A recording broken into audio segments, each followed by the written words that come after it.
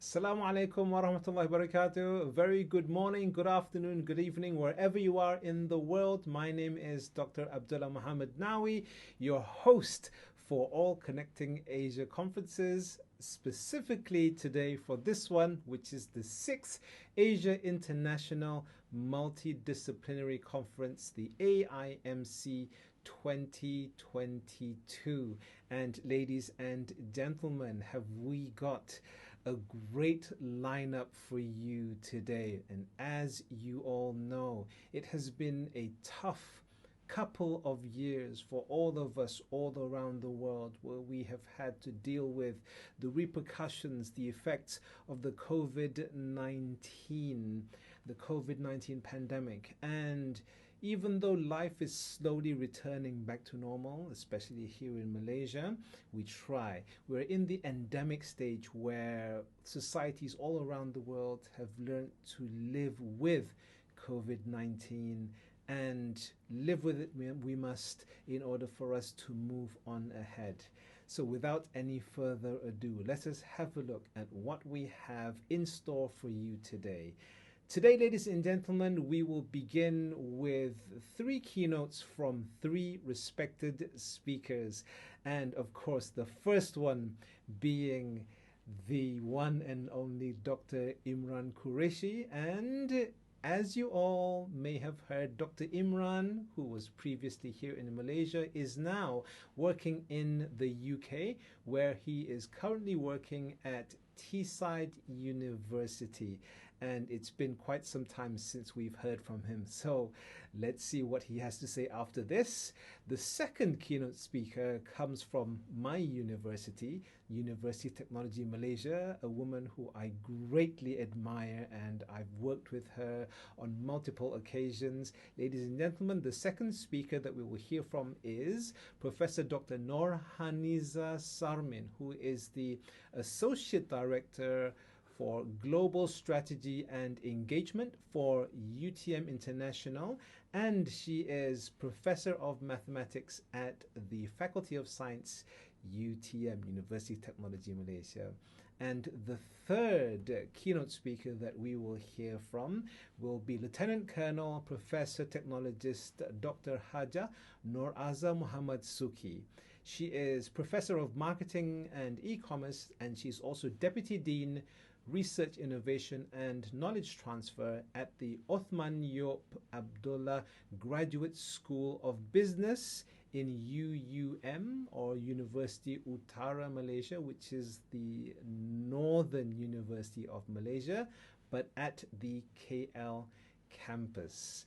Now, after we hear from the three keynote speakers, we will go through some of the main points of the whole conference, where we will hear how many participants we have, how many papers are going to be presented, what the conference themes are, what the modes of presentation are, and there will be a very, very, very special announcement right at the end. So stay tuned for that, because, ladies and gentlemen, it is really, really special, mark my words. And so, ladies and gentlemen, without any further ado, let us proceed to the first item on the agenda, which is the keynote speaker and also the welcoming address. Ladies and gentlemen, all the way from Teesside University, United Kingdom, please welcome my friend Dr. Imran Qureshi, the founding director of Connecting Asia, and also the president of the Pakistan chapter of the APRA, the Association of Professional Researchers and Academicians. Ladies and gentlemen, please welcome Dr. Imran Qureshi. Thank you, Dr. Abdullah. It is always a blessing to have you with us.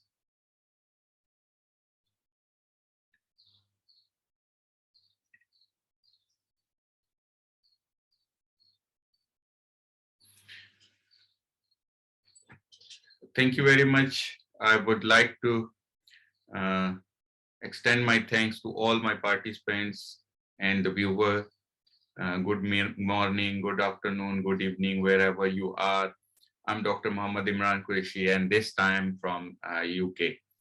Now, as we know that this conference, 6th Asia International Multidisciplinary Conference 2020, is another online conference conducted by Connecting Asia. And we know this is due to COVID pandemic. We were forced to do all the events online, but I believe and I can announce with pleasure that this would be, and I hope so, this would be our last fully online conference, because we are moving our conferences to hybrid mode where people can join face to face, and at the same time they can join virtually as well. Okay, so the pandemic not only affected our conferences, but it affected almost all aspects of human life, and the way we do businesses, the way we were having our social interactions, and at the same time the way we were dealing with our daily activities. Everything have been changed since 2019, when this COVID-19 have started, and the countries were forced to restrict the movements, and that jeopardized everything. And the way these things were changing our living and everything we do and all aspect of human life, it allow us to develop a world which is fully digitalized. And this digital transformation can be seen, and we are witnessing this digital transformation. Now, during this time, we were interacting more with the technology, and we were doing our tasks. A lot of dependency on the technology were there, and we were dealing with the situations where most of the time we are working with the technology, and we were living a virtual life which might not be experienced before this. And this unprecedented digitalization allow us to develop enormous opportunities. We have developed so many new products, so many new businesses, and so many things. But the question still remains same. What coming next? Are we prepared for that? What is that, and how we are going to deal with the situation which is coming next? I means that this digital transformation led us to many positive outcome, but due to this COVID-19, we know that we are already in recession. All over the world, we are looking for this, experiencing this economic shock, and I am not sure how people and countries are prepared themselves to deal with this situation. Obviously, this pandemic has given us a lot of opportunities, but at the same time, coming up next is, more than what we experienced during the COVID pandemic. We have survived from the COVID pandemic, but we will not be survived if we are not prepared for what coming next. We need to develop technologies, we need to develop businesses, many things. So we need to be proactive. So we need to encounter, or we need to be able to encounter these type of the situation in future. So that's why we need to develop solutions and the businesses before the problem occurs. So we need to be proactive in order to, save ourselves for future pandemics, and also from the economic shock and economic recession we are currently experiencing. And it is just a tip of iceberg. We have just started to witness what we have done in the past 2 or 3 years. And that's why we need to be more innovative, and we need to generate out of the box thinking and the solutions to the problems all around our human life. And obviously we need to be more resilient in order to survive, not only survive, but in order to grow in the future scenario.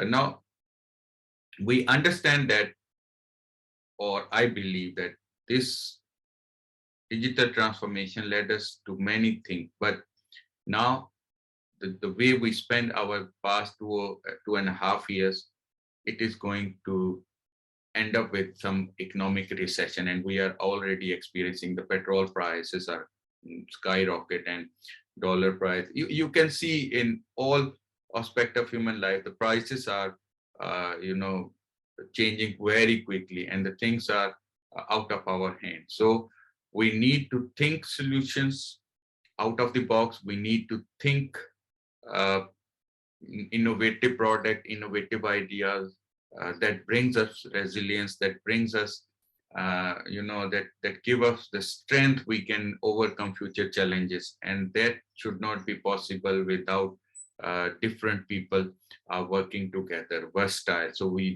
must be able to work within our field, but at the same time, we need to work with other fields as well. And that is the versatility or the multidisciplinary approach we need to counter the future.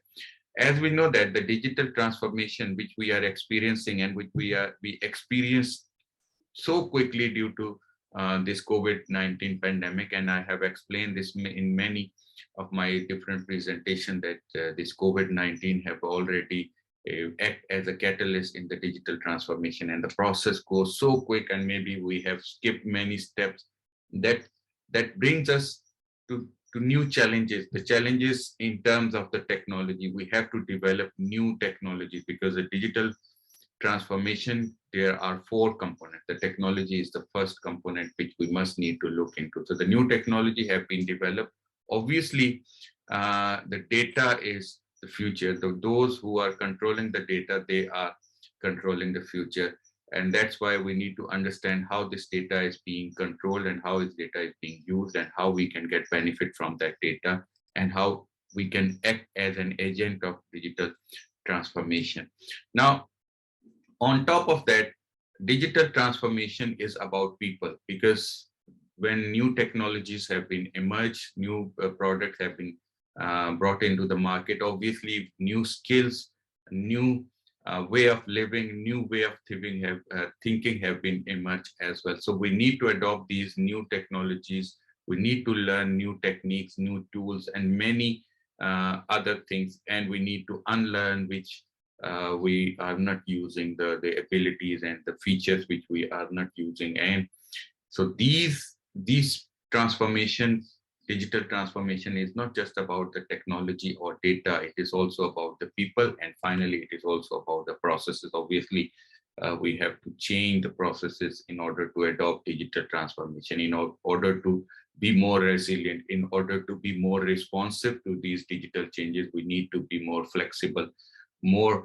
the process need to be reshaped, the process need to be altered according to our digital transformation requirement. Now you can see these four components, and this is the most important part. This is not possible. The digital transformation is not one-man show. It is not one field. It is all about working multidisciplinary. You need to work with different people. You need to work with different fields of life in order to provide sustainable solution for future needs. So this is where our AIMC, 6th Asia International Multidisciplinary Conference comes in. So we are looking forward to document the way through which multidisciplinary research can help us in post-COVID digital transformation. So digital transformation is already there. So what we need to do is we need to see interdisciplinary, all field, how they are working for digital transformation and what lessons we can learn from that. So the theme for this AIMC 2020 is a multidisciplinary pathway to post-COVID digital transformation. This is very important and very concerning theme, and this is where this AIMC 2022 is very important. So we are looking forward for all field, engineering, mathematics, life sciences, business, education, and rest of the fields which contribute in human life. We are looking forward to see how they are working for digital transformation in the post-COVID era. So this is an important topic and an important theme for current scenario. So the conference, obviously, we have received more than 450 submissions, which is another milestone we achieved. And in future, we are going to do our own conferences face-to-face, and I hope so.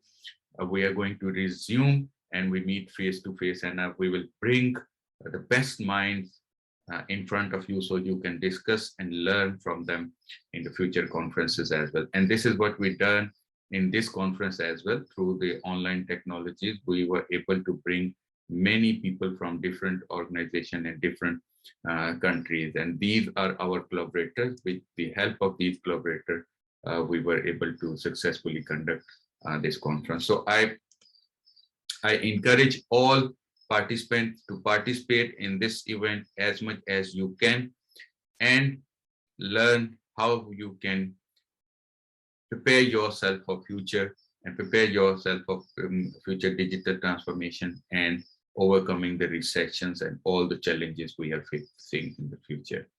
This is for the conference, and I believe everybody will have a very nice experience of the conference. And we are already in the past conference, AIC 2021, we have already developed a new database which is completely citable, and we have bringing many new concepts and new things in terms of conferencing for you to, in order to improve your conferencing experience and the learning and the networking experience for all of you. In the same way, you will feel that this AIMC 2022 will give you opportunity to develop your network, to develop your learning process, and to develop your research. And you can also share your research finding to the wider audience. I hope so. You will enjoy this conference and you will contribute to the maximum. Thank you very much, all of you, and have a very nice day. I wish you a very good conferencing experience. Thank you and see you later. Thank you very much, Dr. Imran Qureshi. It's great to hear from you again, and we hope that you're doing well over there in the UK.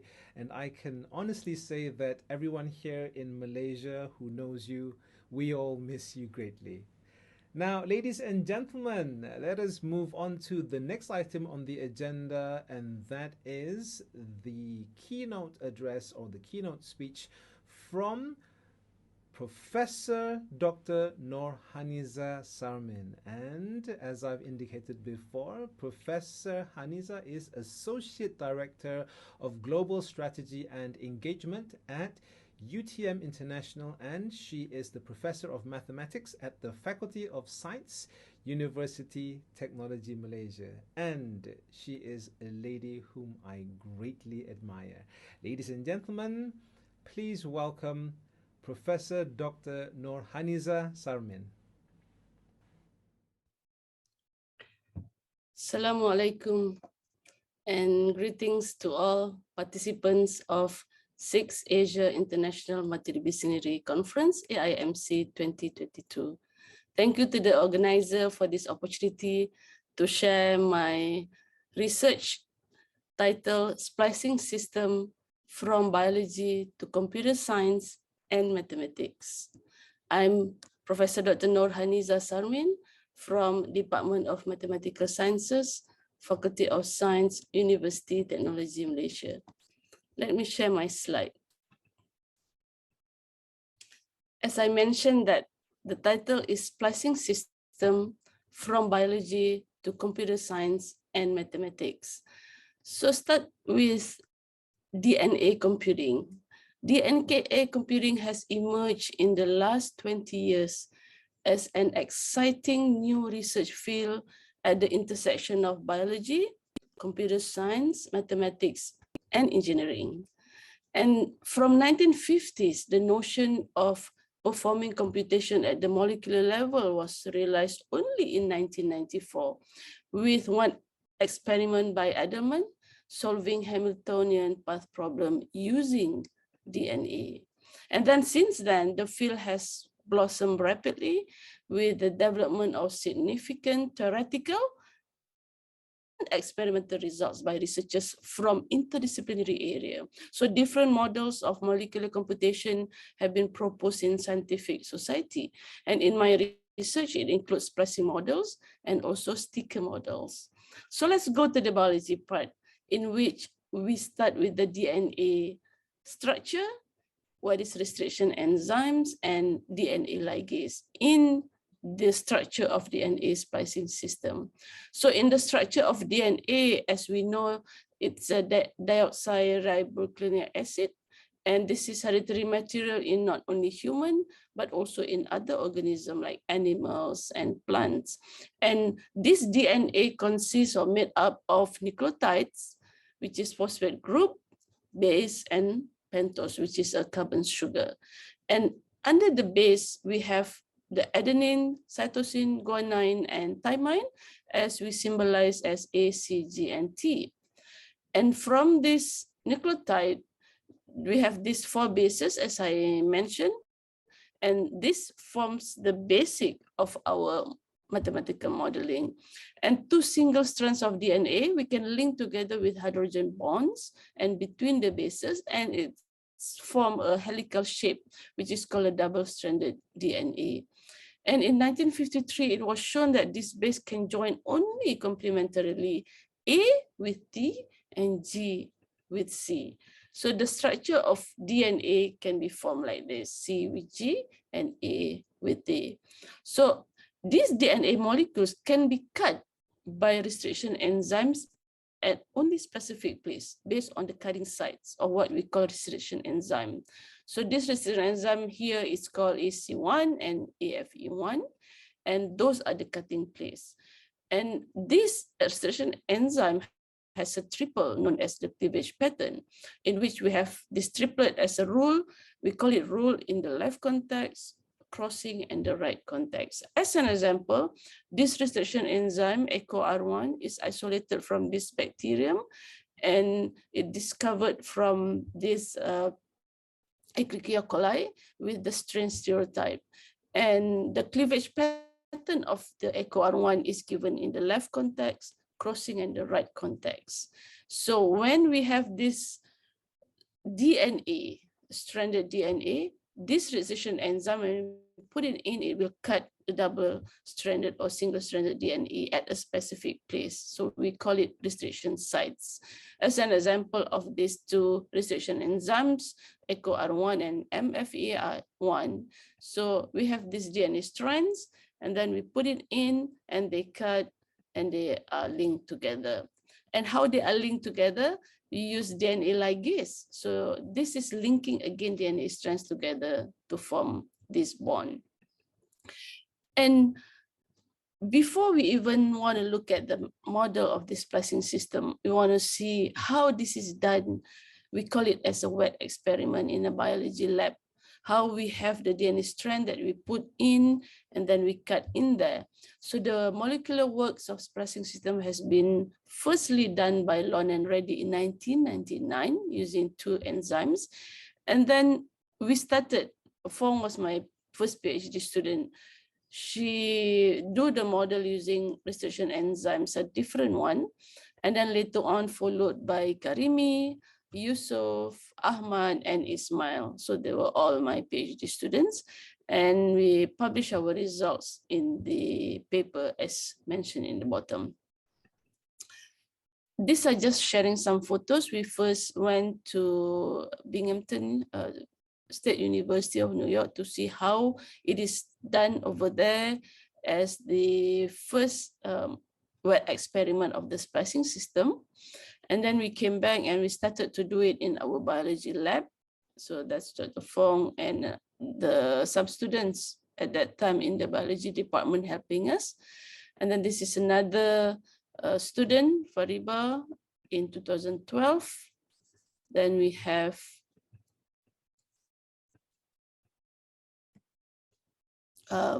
Azrin in 2015. And recently, Nurul Izzati finished her experiment of splicing system in 2020. And we started to do the modeling since it would take time for doing this in the biology lab. So the original splicing system and splicing language are defined by head. The certain examples is given a splicing system, given the symbols, given a string of molecules, and the enzymes. How do we cut this and model this theoretically without going to the lab work? Then we come up with this model in which we do this theoretically.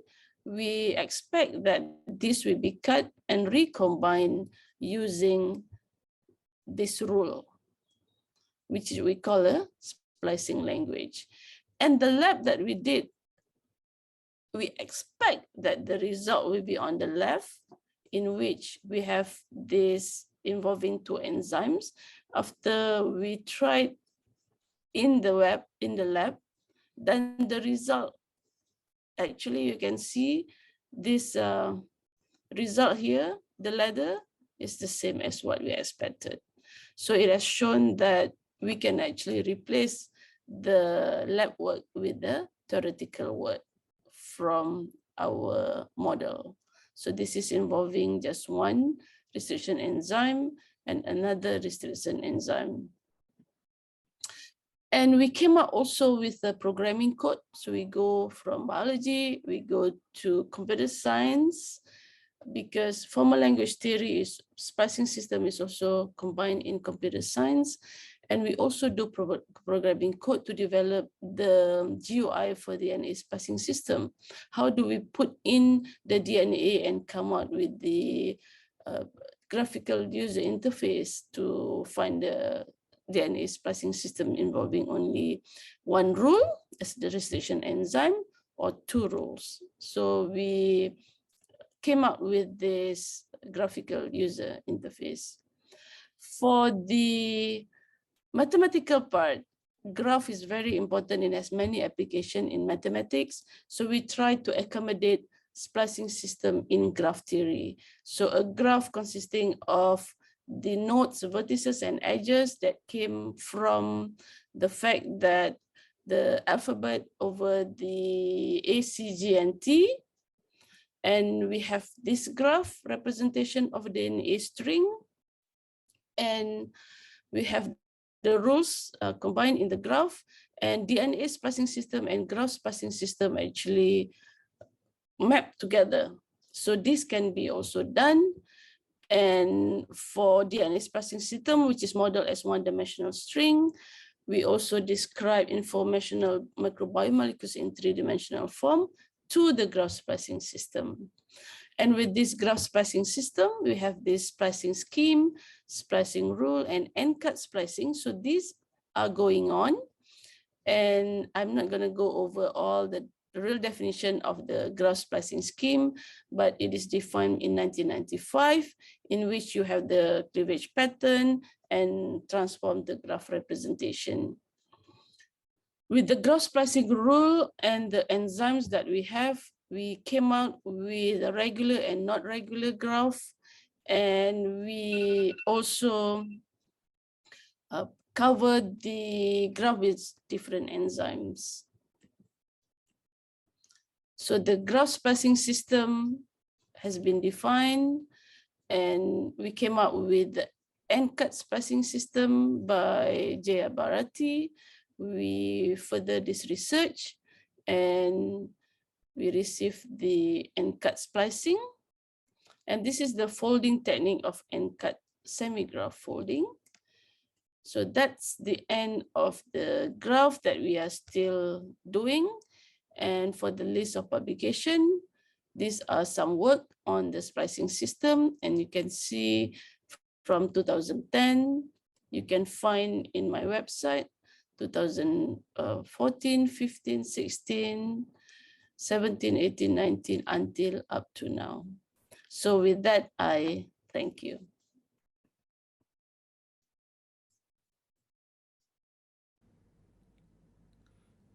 Thank you very much, Prof. Niza. Again, it's always great to hear from you, and I think we'll be meeting each other sometime soon around the campus. Once again, thank you for that. Thank you very, very much, Prof. Niza. And ladies and gentlemen, let's move on to the third item on the agenda, which is the third keynote address or the third keynote speech from Lieutenant Colonel Professor Technologist Dr. Hajah Narazar Muhammad Suki. And again, she is Professor of Marketing and E-Commerce, and she is also Deputy Dean of Research and Innovation and Technology Transfer at the Othman Yop Abdullah Graduate School of Business for University Utara Malaysia, UUM, the Northern University of Malaysia. Ladies and gentlemen, please welcome Professor Narazar Muhammad Suki. Okay. Thank you, Dr. Abdullah, for the introductions. I would like to thank the organizer for having me as a keynote speaker. My name is Lieutenant Colonel Professor Technologies Dr. Hajah Narazar Muhammad Suki. I'm here to share the input regarding quality publications matters. I am Professor of Marketing and E-Commerce from University Utara Malaysia. Okay, when the quick detail that in every publications, we have to think about the outcome of the publication. In that sense, quality play a very significant role. And when we talk about quality, every these publications require to have a structure. And this is by Elsevier. If you can see all Elsevier publications, they do have the structure like title, abstract, keyword. They follow Imran's introduction, research review, methodology, results and discussion, conclusion, and etc. Right? So that's what we're supposed to have, a complete, a comprehensive content of the article. And for quality publications, we have to ensure that the outcome content of the publication should have the ability to attract readers. By looking at the first impression is the title itself. It has to be, it has to have interest. The reader would read and go through in detail of your article. So the title is very important. Other than that, the article need to be right concisely, need to be clearly explained every section of the article. So quality publication also matters if you can at the beginning you that you how to say, you write clearly, and you ensure that the research is having a clear problem statement. You have a clear research objectives, research questions, and that problem statements will help you to build your hypothesis formulations and formulate your hypothesis formulation. And thereafter, your finding aligned to your research objectives, and finally your discussion zoom at your discussing how best you can improve the problem statement earlier, right? And not only that, the content of the article, you have to ensure that you have presented clear and readable figures and table, right? And in terms of the methodology of the article, quality publication really matters if you can have all these research onion in a research work where you have a very clear explanation. What is your philosophical assumption? What is the approach that you employ? What are the research strategies you go for? And the choice of research design, the time horizon involved in your research, right? So all are very important for you to talk in greater detail. At the end, all this clear methodology will guide you technique of our statistical, where we call it technique and procedure for data analysis. So all this have to be very detailed in your methodology. So this is another component of quality publications. Other than that, you have to ensure that your findings is also advanced existing understanding, right? So the findings, if you can have like moderating, mediating together, if you can have like any advancement of existing knowledge, that good for your article to represent or to reflect quality publications. And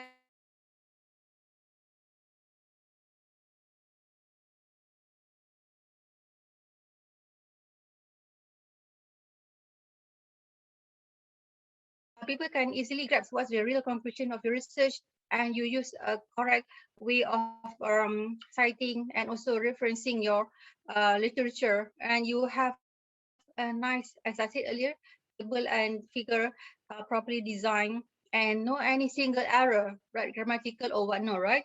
And your publication reflects the quality of your research work if the publication helps you to boost your citations, where you have quite big number of audience to read your article. Your H index also improve. Your publication is available or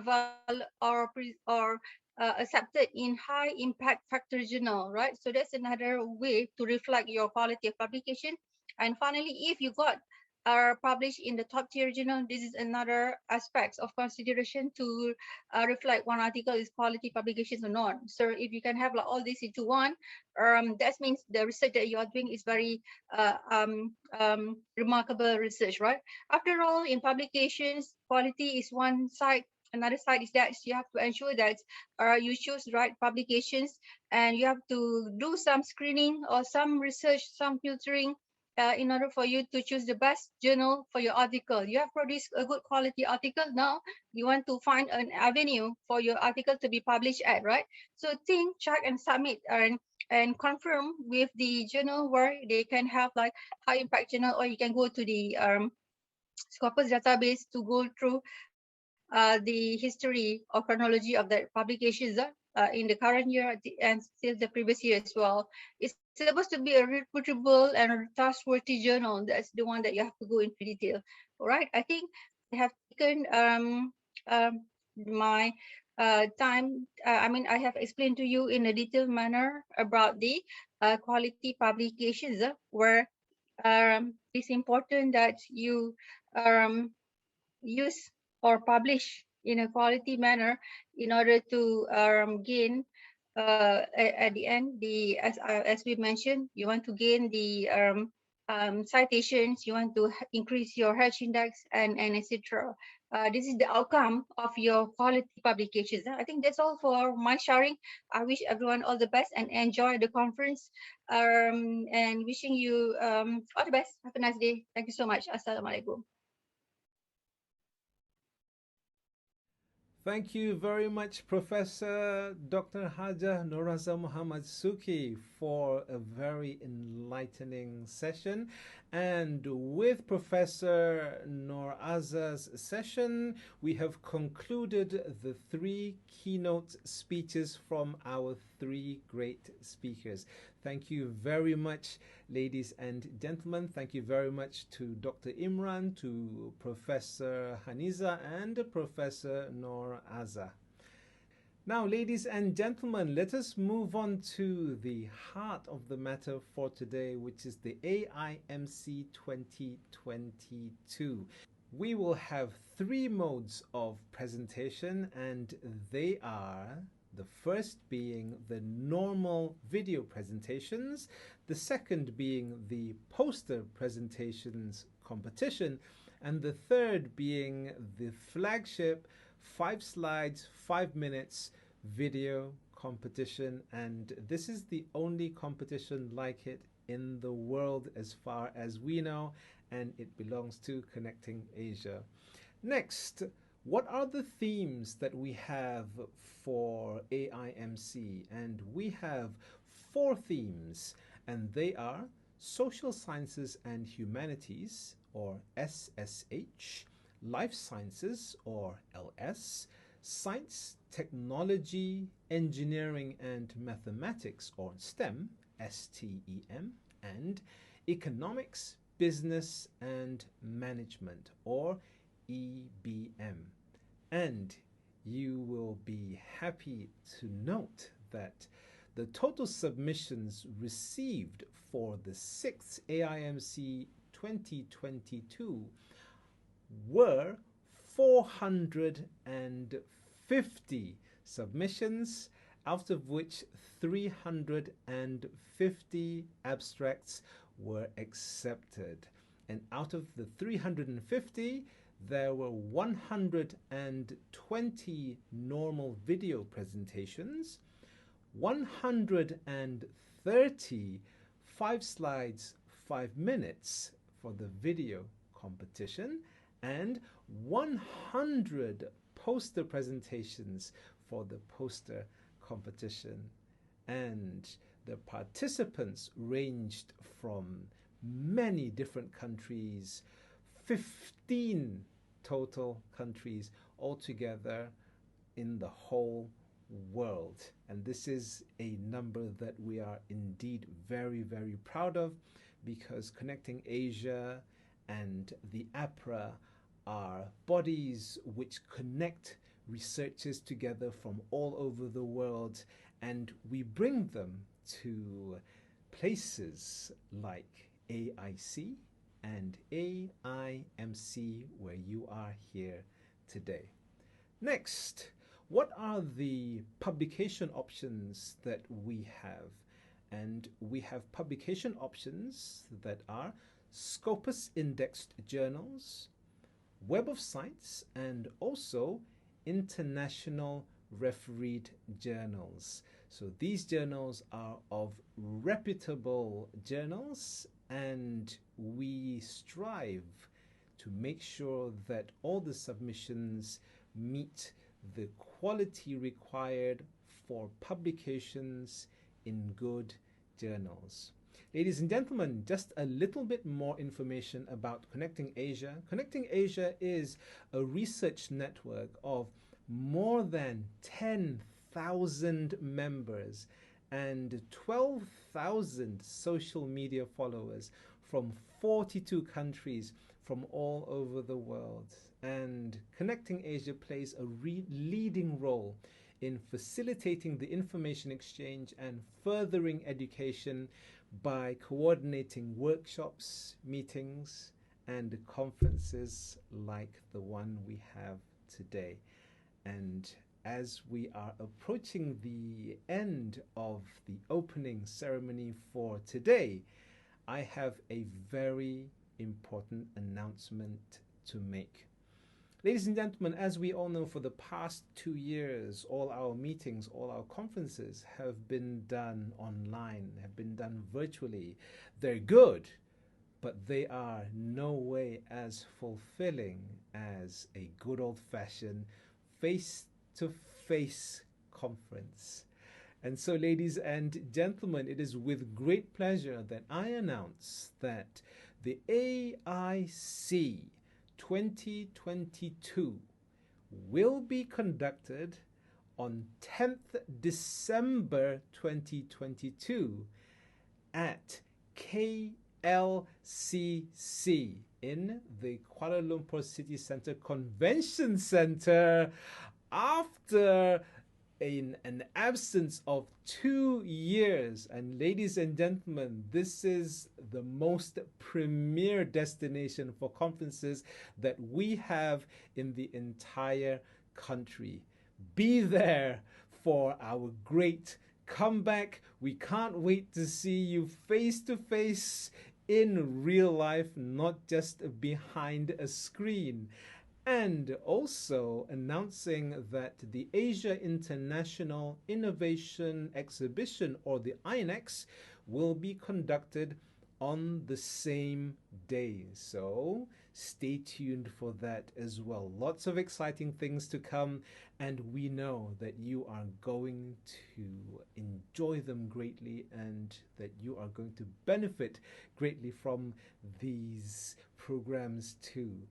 And before we end, we will announce the winners of the 5 slides, 5 minutes competition, the normal video presentations, and the poster presentations during the closing ceremony. Ladies and gentlemen, the conference is now open, and we hope that you have a great conference ahead. This is Dr. Abdullah Muhammad Nawi, your host for AIMC 2022, also the president of the Malaysia chapter of the APRA, the Association for Professional Researchers and Academicians. Wishing you a great conference ahead, and I hope to see you soon in real life. Assalamu alaikum wa rahmatullahi wa barakatuh. I'll see you again.